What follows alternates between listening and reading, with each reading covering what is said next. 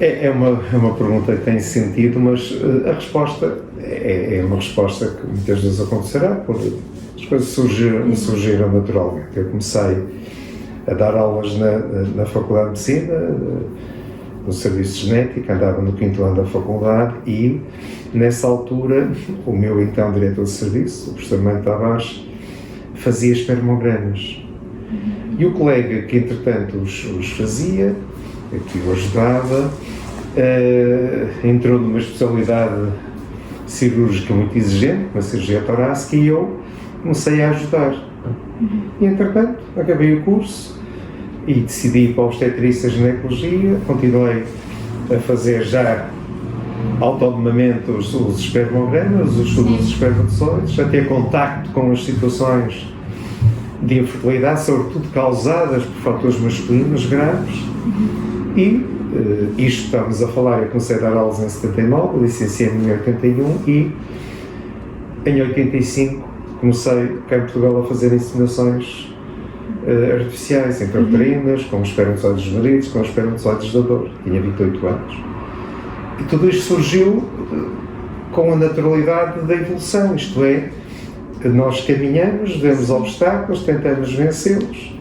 E esse foi um processo que foi decorrendo até essa altura e posteriormente com a naturalidade de quem está no terreno, quem se depara com dificuldades de resolução com os problemas e, como disse, tenta usar as armas possíveis e tão poderosas quanto possível para vencer esses obstáculos.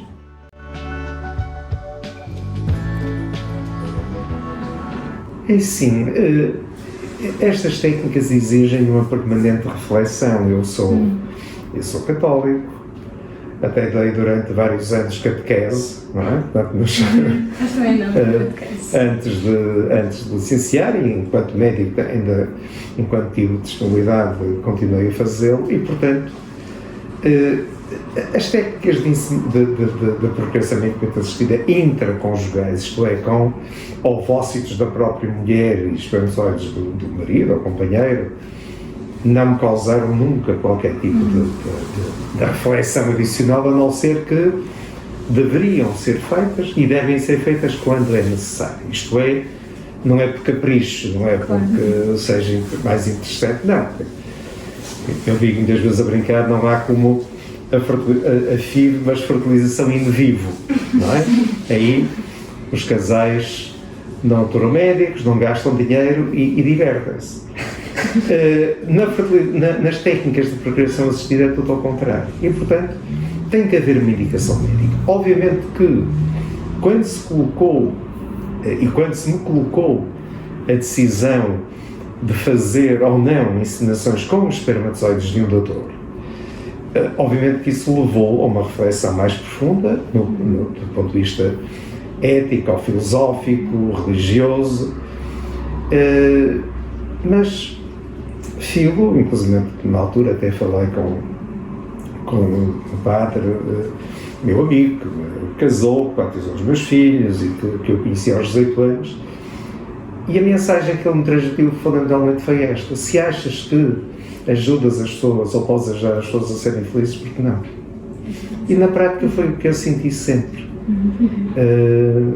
É preciso ser muito criterioso nas decisões, isto é, não se pode banalizar qualquer decisão, qualquer prática, mas como eu acredito que nós somos muito mais do que as células de que dispomos, do que as células que nos dão origem, portanto, como nunca, nomeadamente no âmbito da fertilização in vitro, nunca me foi visto observar o Criador que que é a alma que está no espermatozoide ou no ovócito, ou que está naquela célula do embrião. Portanto, nós somos muito mais importantes do que as células. Isto não significa que não as devamos respeitar e, portanto, ser muito criteriosos nas nossas ações. E, portanto, até hoje estou tranquilo, porque sempre tive essa preocupação e tenho sempre essa preocupação de atuar de forma criteriosa e, sobretudo, fazer com que os nossos atos, o ato médico, seja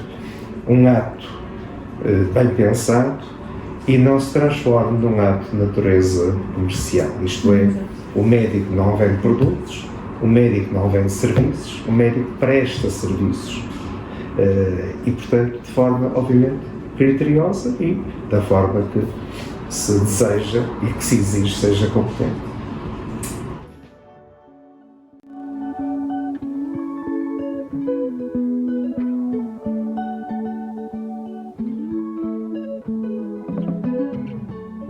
É assim, nessa altura foi um doente que, após cerca de 2 semanas do casamento, foi à caça e houve um acidente e ficou paraplégico. Acidente de caça.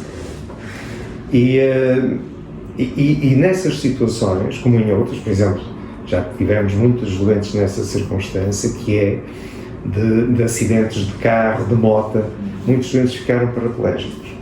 E nessas situações, a regra é ficarem sem ejacular, isto é,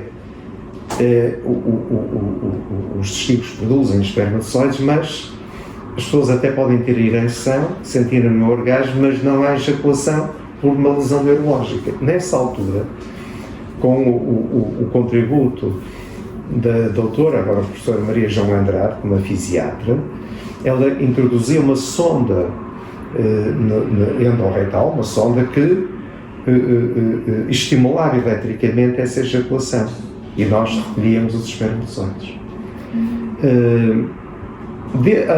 Pronto, isso foi importante, foi assim que se começou. Nessa altura ainda tínhamos medo, interrogávamos sobre as consequências que deveriam de ir ao testículo diretamente buscar os espermatozoides. E, portanto, foi esse o meio de resolver esse problema e outros. Desde há cerca de 10, 15 anos para cá, que não fazemos assim, vamos diretamente ao testículo. Fazemos uma biópsia testicular, aspirativa, uma picada, e obtemos os espermatozoides diretamente do testículo, porque os resultados são melhores. Porque no ejaculado após a eletroestimulação, há uma marcada diminuição da mobilidade dos espermatozoides, alterações porventura estruturais, e por isso concluímos que a abordagem testicular ou proporciona melhores resultados. Mas foi assim, quer dizer, lá está, também aqui foram os desafios do indivíduo que ficou com a ejaculação, ou casos de ejaculação retrógrada também, por problemas de ordem neurológica, por exemplo, a diabetes, em que os indivíduos ejaculam, mas o ejaculado não se exterioriza, vai diretamente para a bexiga. E, portanto, aí também inicialmente íamos o doente urinado, íamos buscar os espermatozoides, mas coitadinhos, eles no meio da urina ficavam mais que atordoados, os resultados não eram favoráveis, e agora também vamos ao testículo, picado, e obtém-se os espermatozoides, e é claramente melhor assim.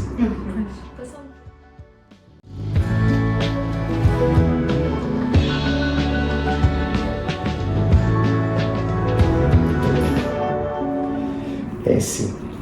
Segundo a interpretação de alguns juristas, esse é um ato que, porventura, pode ser considerado ilegal. Isto é, a inseminação artificial só pode ser realizada em Portugal em centros de procriação medicamente assistida, públicos ou privados, que, para tal, estejam autorizados a funcionar. Logo, se um casal, se uma mulher sem parceiro, por exemplo, ou um casal de mulheres, se faz isso em casa, estará, porventura, a pôr em causa essa obrigação legal. Portanto, não é algo que os médicos possam aconselhar, na minha opinião. Porquê?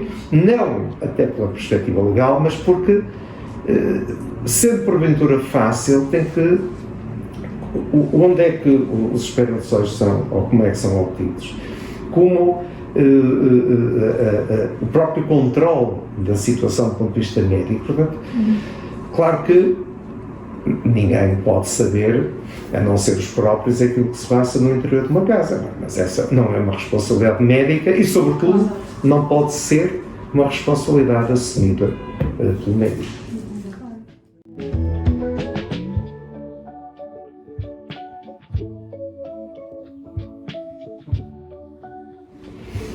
Ora bem, os critérios para a atuação estão estabelecidos. Por exemplo, no homem em Portugal, o homem deve ter menos de 45 anos e a mulher menos de 35, e o fundamental é terem uma história familiar relativamente à patologia genética limpa, digamos assim, não pode haver quaisquer antecedentes de doenças genéticas graves ou de qualquer tipo de doença genética, e dos próprios antecedentes também serem antecedentes sem qualquer patologia, isto é, que não tenham tido, por exemplo, uma doença neoplásica, portanto um cancro, que não tenham doença crónica, e que as análises possam revelar-se normais em relação, por exemplo, às cirurgias relativamente ao VIH, à hepatite B, hepatite C, sífilis. Portanto, tem todo o estudo ser feito no sentido de aquela pessoa, a partir, eu ia usar a palavra garantido, mas é uma palavra que não se pode usar, mas então podemos utilizá-la, mas com muitas aspas, mas pelo menos diminuir a probabilidade daquela dádiva resultar um problema porque a pessoa foi insuficientemente estudada. E, portanto, as dadoras ou os dadores, os candidatos, são mais estudados do que os casais ou os membros do casal que têm um problema de infertilidade. No que diz respeito ao que referiu à barriga do lugar, é uma expressão que não pode nem deve ser usada. Infelizmente é uma prática em alguns países, mas em Portugal, aliás a semana passada foi aprovado no Parlamento, vamos ver agora em termos de evolução, mas a expressão correta é gestação-substituição, isto é uma prática, ou pode ser uma prática, que é uma prática de dádiva, mas não uma prática de aluguer de um outro. Isso é muito feio, é muito perturbador. Isto é, eu defendo a gestação-substituição, mas nesta perspectiva de dádiva, nesta perspectiva de proximidade afetiva com alguém, de amor ao próprio, porquê? E eu defendo isto há muitos anos, é que deve haver uma enorme proximidade entre a mulher que vai gerar um embrião, um feto, e o casal que necessita desse tipo de intervenção. Porquê? Porque doar um ovócito, doar um espermatozoide, ok, são células, mas gerar uma criança significa cerca de 9 meses. Andar com um bebê na barriguinha de 9 meses. E, portanto, cria uma ligação tão grande que é muito perturbador que essa ligação se desfaça ao fim de 9 meses. E, portanto, é importante que exista uma proximidade afetiva para que a pessoa esteja a fazê-lo não por dinheiro, mas porque há um valor superior àquele que a própria gestação lhe pode conferir. E é por isso que o ideal é, por exemplo, na minha opinião, uma mãe gerar o embrião, o feto da sua filha. Isto é, da sua filha, no sentido de, já gerou, obviamente, mas gerar um embrião, um feto que resultou do ovócito da filha e o espermatozoide do respectivo companheiro. Porque aqui, aliás, eu disse há muitos anos, se de facto o povo diz que a avó é mãe 2 vezes, aqui será 3, ou será mais. Quer dizer, há aqui claramente um gesto de amor e muito dificilmente É preciso considerar, e é, na minha opinião, e penso que na opinião generalizada, muito difícil que uma avó ou que uma mãe vá disputar um bebê à sua filha, porque há aqui um bom começo. Agora, e essa proximidade é importante que a mulher que vai ser uma gestante de obstetrição já tenha pelo menos um filho para sentir o que é maternidade, para saber o que é que vai fazer. A lei não exige, era bom que o exigisse. Os legisladores muitas vezes são muito infelizes na concretização da legislação, não ouvem quem deviam, ou se ouvem fazem de conta, ou às vezes ouvem só para dizer no preâmbulo da lei que foram ouvidos, ou foi ouvida esta estrutura e aquela, e depois o que manda muitas vezes são as estratégias político-partidárias e não o rigor com que as coisas deviam ser feitas. Isso é lamentável e nós estamos cheios de exemplos, meramente recentes, sobre aquilo que devia ser feito, mas por estratégia político-partidária não é, ou é muito menos bem feito do que aquilo que deveria ser. E às vezes o que é muito menos bem feito é claramente mal feito.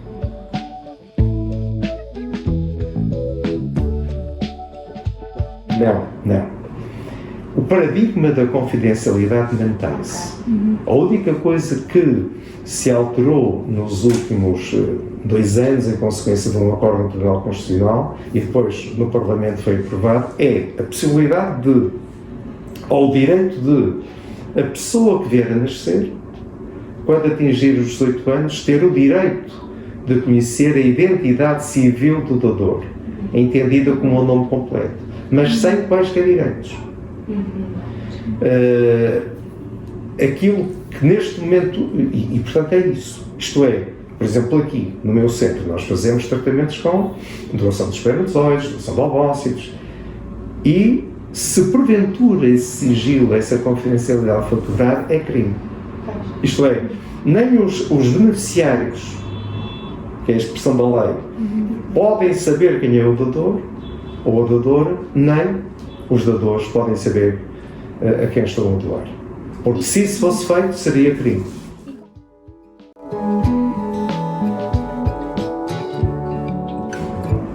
Para já, os dadores são indivíduos que se dispõem à doação. E depois são os critérios que eu referi, isto é, não podem ter esses antecedentes pessoais ou familiares de doenças graves, têm que ter uma idade própria, e depois, por exemplo, o dador de esperma ou de espermatozoides tem que fazer uma análise a ver se os parâmetros espermáticos são normais, e as dadoras de ovócitos têm que, do ponto de vista ginecológico, têm que ter uma boa reserva ovárica, isto é, tem que haver a perspectiva de, para além de não terem problemas graves de saúde e de serem excluídos esses fatores que referi, haver a perspectiva de, estimulando os ovários, poderem proporcionar uma estimulação, uns 8, 10 ovócitos, 6, enfim, haver uma resposta que seja aceitável. Se houver uma má reserva ovárica já, e acontece, quer dizer, mesmo jovens de 20 e tal anos podem ter uma menopausa precoce, ou estarem numa fase já de insuficiência ovárica. E aí não há condições, isto é, a relação custo-benefício não compensa que aquela senhora venha a ser estimulada, e portanto tem que ser feito um estudo prévio.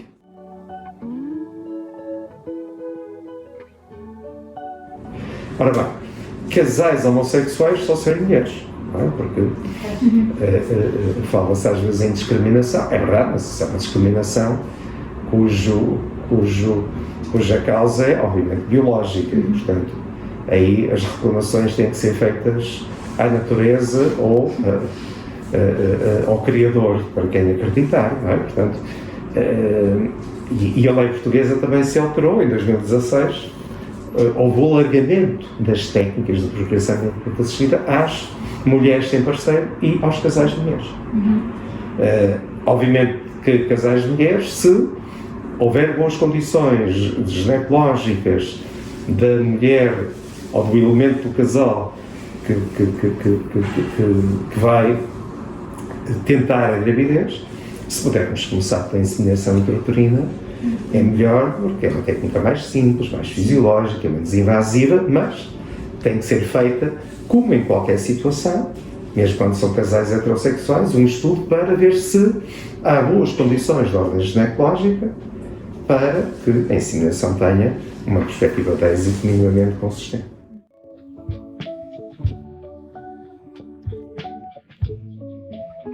Não é só possível, eles assumem, há um consentimento informado, em que aceitam, em que declaram terem sido esclarecidas, aceitam o tratamento e são tidas como os progenitores dessa criança. Agora, do ponto de vista legal, não sei se o legislador já acompanhou plenamente, porque também aí eu tenho tido conhecimento de dificuldades, por exemplo, a mulher sem parceiro em registrar as crianças, porque é algo que acontece, que já é possível há 4 anos, desde que foi regulamentado a lei, e as coisas penso que ainda não estão totalmente clarificadas, ou não estão tanto quanto deviam. Também aqui o legislador às vezes é preguiçoso, ou está menos atento do que deveria estar, porque não é só legislar e dizer é possível, e depois, como é que se vai fazer? E isto tem que ser resolvido, porque senão é uma situação de dificuldade adicional para a mulher que tem uma criança e quer registrar, e é um fator de perturbação, de dificuldade que não deveria ser criada, porque a legislação tem que ter continuidade e tem que, abrindo uma porta, o percurso tem que ser realizado até ao fim, para fazer a profilaxia também dos problemas que podem existir.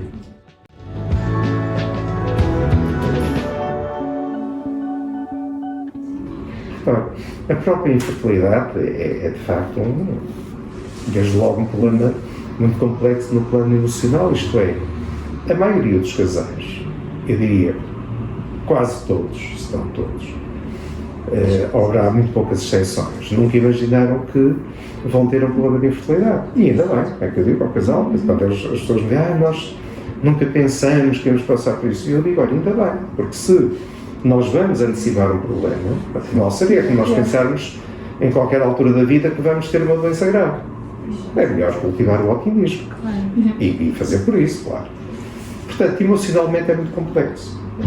E quando me perguntam, por exemplo, se estas técnicas são muito difíceis, são dolorosas, etc., a resposta que eu dou normalmente é que todo este processo custa sobretudo do pescoço para cima. Emocionalmente. Porque as senhoras normalmente são muito fortes, não são as injeções que as assustam em regra. E porque felizmente os ovários estão na mulher, não estão no homem, porque o homem normalmente tem regra mais piegas, não é? Eu já vi homens a desmaiarem só de ver uma agulha, e não estou a exagerar. Só de ver uma agulha já começam a ficar pálidos muitas vezes. Eu já fiz 2 consultas, uma há mais de 15 anos e outra o ano passado, em que estava a fazer a consulta e o marido estava deitado ao meu lado. Porque eu estava a mostrar estas imagens da microinjeção, a dizer como é que se faz isto, como é que se injeta, e ele só de ver isto, associou isto a uma agulha, e de facto não deixa de ser, uma micropipeta, pequeníssima, e começou a ficar pálido, e eu disse, mas está de agulha, esta tal, mas está a melhor, e estava quase a dizer, vamos fazer uma coisa, deite. E eu fiz a consulta com a senhora sentada à minha frente e o marido deitado. E isto é verdade. Foi a segunda vez que isto aconteceu. De facto, os homens, muitos deles. Portanto, a mulher resiste muito mais. É uma questão estrutural, porventura, porque a mulher desde cedo se habitua a ver sangue, não é? Pelo fluxo menstrual, e portanto encara as coisas com mais naturalidade. Pode ser um dos motivos, mas, portanto, não é isso que mais custa. O que mais custa é a imprevisibilidade do resultado, a possibilidade, de facto, das coisas não correrem bem, e, portanto, emocionalmente é muito complicado, e nós devemos ajudar também. Se for necessário, os centros devem ter apoio de psicólogo. Por exemplo, aqui no meu centro, eu exijo que nos casos de tratamentos com doação de gametas, seja doação de ovócitos, doação de espermas ou doação de embriões, que haja uma avaliação pela psicóloga docente. Não é propriamente uma avaliação, é uma ou mais consultas com o psicólogo, no sentido de ajudar as pessoas a decidirem. Porque são decisões muito complexas. E aquilo que eu digo desde há muitos anos é que as pessoas têm que ponderar muito bem o que vão fazer para, ao tentarem resolver um problema, não estarem a criar muito mais grave. E aquilo que eu, na altura, disse, e comentei com a psicóloga, é isto. O objetivo dessa consulta não é ajudar as pessoas a decidirem fazer um tratamento com doação de gametas ou doação de embriões. É ajudar as pessoas a decidirem sim ou não. Isso é o mais importante. O esclarecimento dos vários caminhos a seguir tem que ser um esclarecimento claro, completo e neutro. Nós não devemos, não podemos, não temos o direito de influenciar as decisões das pessoas, a não ser pelo esclarecimento que possamos fazer.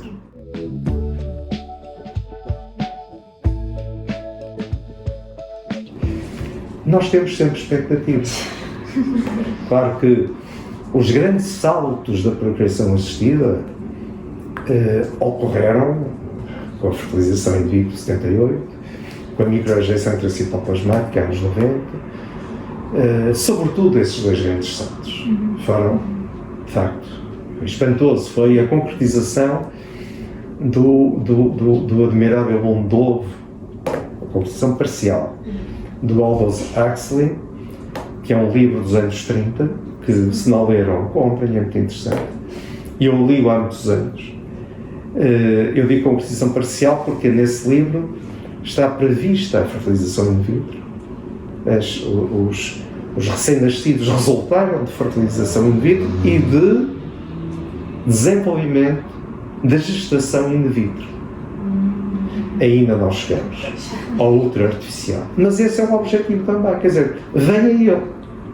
Porquê? Porque resolverá situações, por exemplo, da gestação de substituição. Isto é, se nós tivermos uma incubadora que permita desenvolver os embriões, não apenas até ao 5º, 6º, 7º dia de vida embrionária, mas até ao 9º mês, por que não? É muito bem-vindo. Agora, não é usar isso como capricho. Quer dizer, a senhora que acha que vai ficar, calma. Quer dizer, isso é respeitável, mas o objetivo não pode ser esse. O objetivo tem de ser um objetivo médico. E agora, as expectativas são muito imediatistas neste sentido de nós conseguirmos gradualmente aumentar as taxas de sucesso destas técnicas e, ao mesmo tempo que tentamos aumentar as taxas de sucesso, diminuir os riscos. Nós trabalhamos perante duas grandes forças em sentidos distintos, isto é, a força que nos faz levar a taxa de sucesso o mais acima possível. O objetivo, obviamente, é ficção, é utópico, mas o objetivo são os 100%.